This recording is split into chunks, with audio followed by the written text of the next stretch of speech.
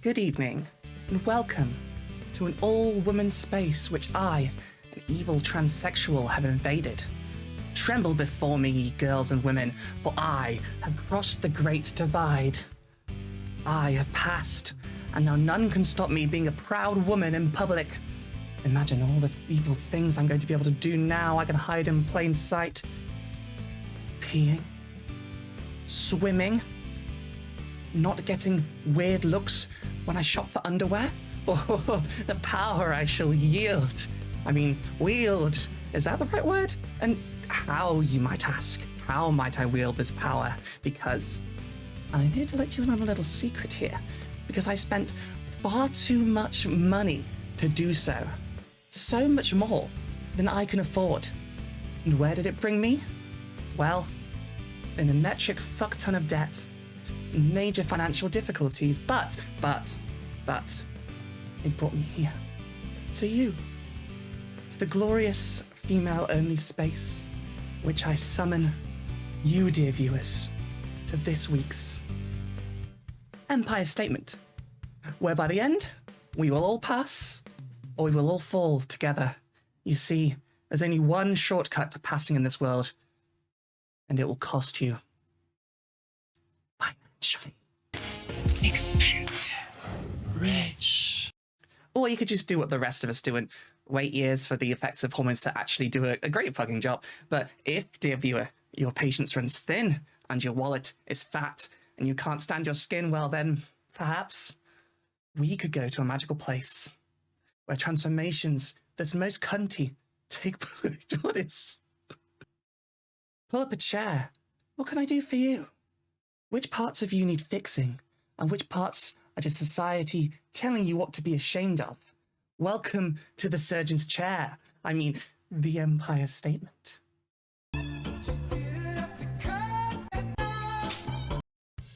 What is passing? For trans people specifically, I mean. Passing is when you are perceived as your gender by people around you in everyday life. Put simply, in the beginning of our transitions, I think we tend to consider this a sort of threshold moment, where one day enough femininity is built up in you from hormones to mannerisms to voice training that the world goes from seeing you as a man, and imagine, click there, I can't click my fingers, to as a woman.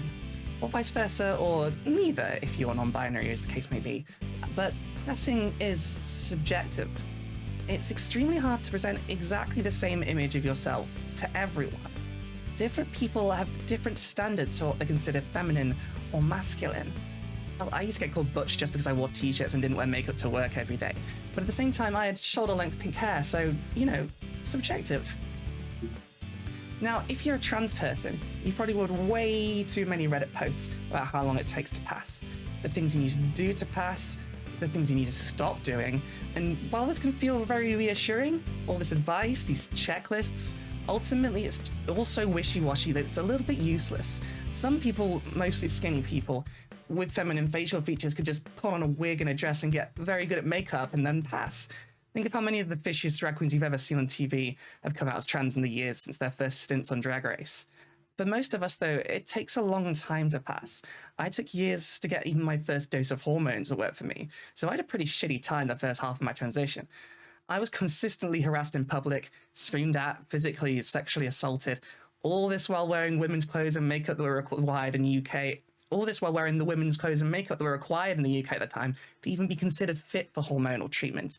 A year of the so-called real-life experience, where you spent a year or more as essentially a man in a dress, confirming all the worst fears in transphobes, and basically making yourself a target for the general public.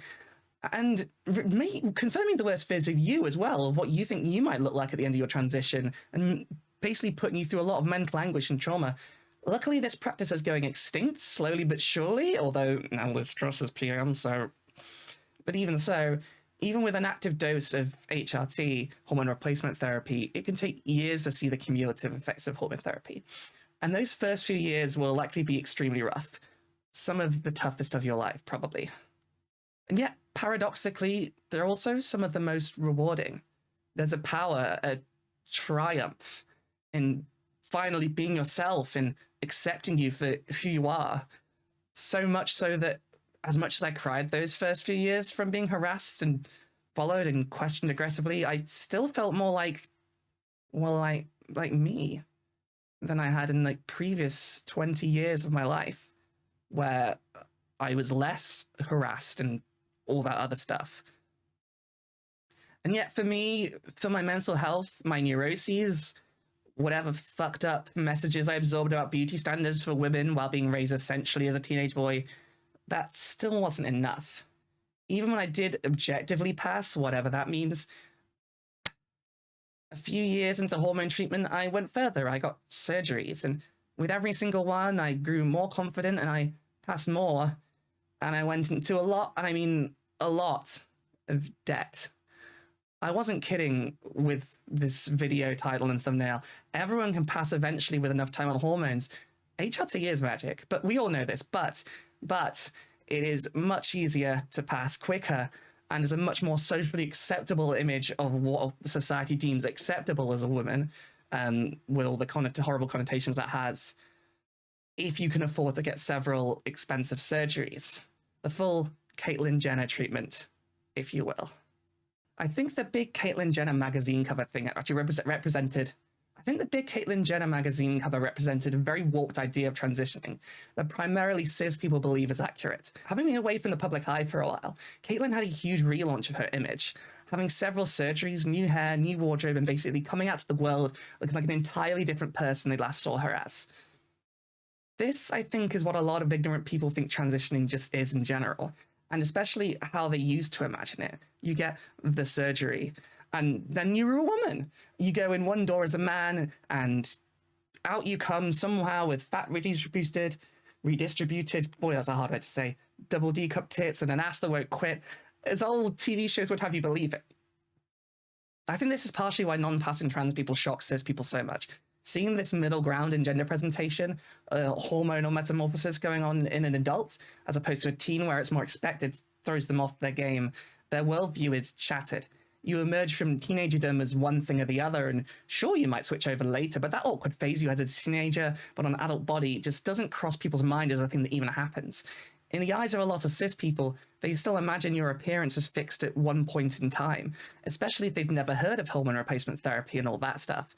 To them, a trans person goes in looking like Caitlyn Jenner the Olympian and comes out looking like Caitlyn Jenner the reality TV star and traitor to trans women everywhere for being a Trump-supporting Republican with no sense of solidarity or empathy. But, isn't celebrity culture fun? Yes, so this is all true. And so we had empires. In Europe we had empires. Everyone had France and Spain and Britain and Turkey, the Ottoman Empire, full of furniture for some reason. I think we can contrast this with Eddie Izzard, the famous British comedian who openly performed as a transvestite for many years. For the majority of Izzard's fans, they had her in this box of eccentric male playing with clothes and lipstick. And later in her career, where she decided to start dressing more overtly feminine, using exclusively she, her pronouns, a lot of people who previously considered themselves fans of her saw their admiration turn into disgust. They couldn't see her as a woman. They couldn't process the idea of someone not completely looking like the default female character creator setting in any RPG and walking around expected to be treated as a woman because they are one in day-to-day life. The media has completely shaped our perspective on trans people so much that the idea of non-passing trans people just isn't something a lot of these people can even compute without their brains exploding. And I don't think I need to mention how unsafe this makes trans people feel. That speaks for itself, right? A step over the expected gender divide, and anyone from a stranger on the street to one of your best friends could see their worldview shatter before them, and they turn that fear, that confusion, that disgust into violence. Is it any wonder that those with money and those who are willing to spend so much of it to skip this most dangerous, and it is dangerous, I've been through it and still have my share of scars, phase of transition? What does it say about our society that those with money get to fast forward their transition to a point that makes cis people more comfortable, while those of us who are worse off must suffer longer with violence, threats, abuse, and rejection, when we are all the same? In other words, why is passing such a rich trans game? Why is it that we let class be the arbiter of success, this metric, as well as every other metric in this fucked up system we're living in. Well, how much do we value trans healthcare? How much is your government willing to pay to rush you through those most dangerous of stages? I'm guessing for most people, they probably have even less access to state-funded trans care than I do. As a British person, and even as a British person, you might have less success than I had when I started too at this. The NHS paid for my lower surgery for my vagina. By the time I got my other surgeries done, none were available on the NHS anymore. And some of them used to be. Arguably, all of them should be, if the point of medical care is to prevent harm. But doesn't this all enforce conformity? To put us all into boxes where we tick all the right markers? Wouldn't it be so much more punk to not pass and be proud of it? Probably, but I and a lot of trans people are terrified of not passing. Listen, I'm as punk as they come, just music taste-wise at least, if nothing else. But I was terrified of my non-passing phase, even as I found strength in it. And there are a lot of people around that probably still argue I don't pass. And you can say that whatever you want. I get on easier in the day-to-day now than I did years ago. I'm fine. You can have whatever opinion you have. But fuck me, it was a lot harder a few years ago than it is right now. At times, it felt as if I were a powerful queen finally forging my own destiny. But a lot of the time, especially when I was confronted with harassment from strangers, physical and verbal alike, and worse, I felt like that walrus man from Tusk. Alone, disturbing, inhuman. And no one should have to feel that way. If society could learn to back off and treat non-passing trans people as people, that would be amazing. I would love that. It would have made my life so much easier in my 20s. But I think I would still want the surgeries I got because, well, they made me happier. And not all trans care needs to be about making things less shit. Sometimes it could just be about making us smile, about encouraging that sense of gender euphoria, which is so elusive early in transition. Sometimes we just deserve fucking nice things, because people deserve nice things. You deserve nice things. Oh. So, is fear the reason why I got facial feminization surgery? Spoilers if you hadn't realized that that's why my face hasn't been on this channel for a few weeks. Is fear the reason why I got that? Is fear the reason why I got my face peeled open and changed? Is fear the reason I got breast augmentation? Sexual reassignment surgery? Well, no. I did those for me. Each of them helped me feel unimaginably better about myself and relieve dysphoria I've been harboring from pretty much the age of 14 onwards, and I would not take any of them back. And yet, I only have them because of some very specific sets of circumstances. Namely, being born in a place and time that funded bottom surgery for trans women, temporarily having a well-paid job at the Labour Party until it was hit with the second round of Keir Starmer's forensic layoffs that meant I could afford to put down a deposit on facial feminization surgery and take out a loan to get breast augmentation. That would result in my credit rating going up enough that I could take out yet another loan for face surgery. These are not repeatable steps, especially not in the current crisis. And while they might have seemed financially viable for me at the time, now you turn around and like the pound has plummeted, inflation's going way up, bills are going up by thousands of pounds, and what was achievable for me 6 months ago might be the end of me financially. Subscribe to my Patreon if you... I'm frankly pretty damn scared of having so much debt hanging over my head, and yet these are the surgeries that I needed to be me. I wouldn't take them back, and I think it's worth it. Whether it breaks me or not, I think that's a damning indictment of the current medical system and the way that the NHS treats trans people, rather than saying anything else about me. But we'll see. You can make your own decisions. I honestly didn't feel like I had much of a choice. And if you had the money to do so, would you be tempted to do the same? To disappear from public for months and emerge as a butterfly from a cocoon? It's a tempting image, like one I often crave for myself. But unless you're absolutely loaded, it's not realistic. Passing is possible for everyone. I truly believe that, but it's easier and faster and comes with less sustained trauma if you're rich. So why then do some people who've passed this threshold, who had the money to transition to the stage where they were finally comfortable, turn around then and act as gatekeepers? Why do people like Blair White, having had surgery after surgery, turn around and degrade other trans people when they don't pass? Isn't it just because... It isn't just because she's conservative. She was grifting the same way long before she put on the MAGA hat. Instead, I think what lies behind this defensiveness and territoriality of the acceptance of passing as cis as a trans person is pure fear.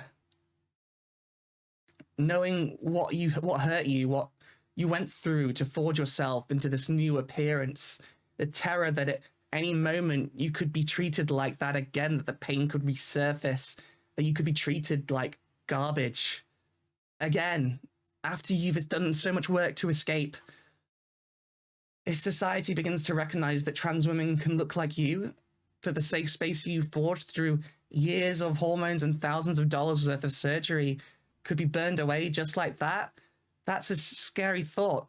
So instead of deal with it and, you know, fight to make people treat trans people better, they panic and instead they lick the boot and they pull up the ladder, stomp down everyone behind them. Because as long as they can point to themselves as passing better than those people underneath them, they feel safe, or safer, at least. They feel protected. They use non-passing trans people as human shields with which to guard their relative safety in passing. And that's tragic. Knowing you're encouraging the very same environments that hurt you so deeply as you struggled to come to terms with who you were, that's got to come from a place of deep hurt. Hurt that drives a fear so strong it blinds them to compassion and solidarity with their community because they don't want to be part of the community anymore. Being part of the community was painful for them, and part of them rejecting it is because of that trauma. Their association with the community is pain to them, and they don't want to be hurt anymore. And now, I'm not saying this to let gatekeepers like Blair White off the hook, but I do think we can understand where they're coming from, particularly in this context. And after the mental, financial, and probably also physical harm that was a constant companion into the early days of many of our transitions, it's no surprise that those that can pay to skip the queue, and that some of those that did gaslight themselves into believing they never stood in line to begin with. And then they turn around and they cozy up to fascists and earn our scorn. And listen, you could understand someone without making excuses for them. And yet, even after my most recent surgery, I still wish to stand by my community, to speak up for others, to loudly declare that I am trans and believe we have a right to exist just as we are. While I understand the instincts to hide away or to go stealth, as we used to say it, I could never be that person. I believe those of us who are lucky enough to jump some of the barriers that are financially impossible for the vast majority of trans people owe it to those less fortunate to stand with them, to help them achieve their goals, to fight with them, to make it clear trans people are people, no matter how well we pass, no matter how much money we spend, we might not even want to pass, or even how much we try to understand each other. Even the worst among us deserve to be treated with respect. God knows I'm not a Blair White fan. Jesus Christ, fuck no, fuck that. But I would never use the wrong pronouns for her, for example. When we stand for our community, we stand for all of us, both hero and villain, big scare quotes alike. Universality, solidarity. Without it, we leave some of our flock to be eaten by wolves. I'm proud to be trans. I did what I needed to do with my body to make me happy, and I did it through pretty sketchy means that ultimately leave me feeling pretty scared and vulnerable financially. But I also feel right. This was the right thing for me to do. And I'm happy with that. I'm happy. I want to make sure everyone gets the chance to be as happy as they can be in their own skin. Passing may seem like a rich trans game, but with some solidarity, we can get a few GoFundMe goals reached, right? We can reach out to our friends and offer them assistance. And most of all, we can make every British newspaper columnist cry at the legions of happy trans women going about their daily lives, pissing and swimming and invading women's space as much as we like. Who's going to stop us? No one. I'll be here. And so will, I think, a lot of us. We'll help you up. Seriously, we'll help you up. Let us know what you need. And in the spirit of this, even though I mentioned earlier I'm in pretty down good financial straits after my facial feminization surgery, Bupa said they cover all my hospital costs and they turn around, so I'm in another $5,000 or so of debt. I'm going to also put up on here and in the links a bunch of trans people's GoFundMes. It's the least I can do for this. And there's always more people needing help. And if anyone that has the means, it would make their day, I know, because I've done these myself, and God knows I still need some assistance, but it would make their day if you could donate to them and just help a sister or brother or nibbling, is that the right word? A sibling out. Help a tran out. Donate to a tran. And as always, thanks for watching.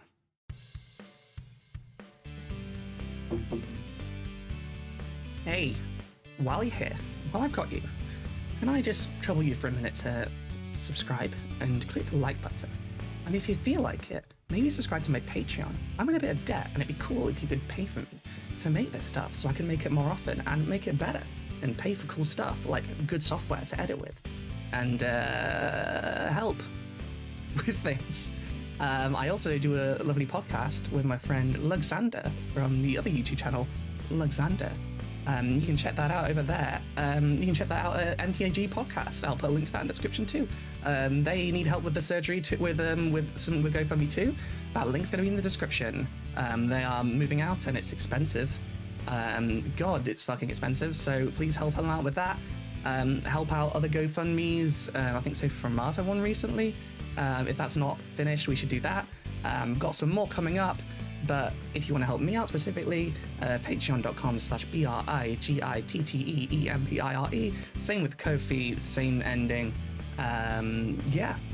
And the people who helped me out so far, my wonderful patrons, are Scarchan, Joey Cobalt, and Naomi Waite.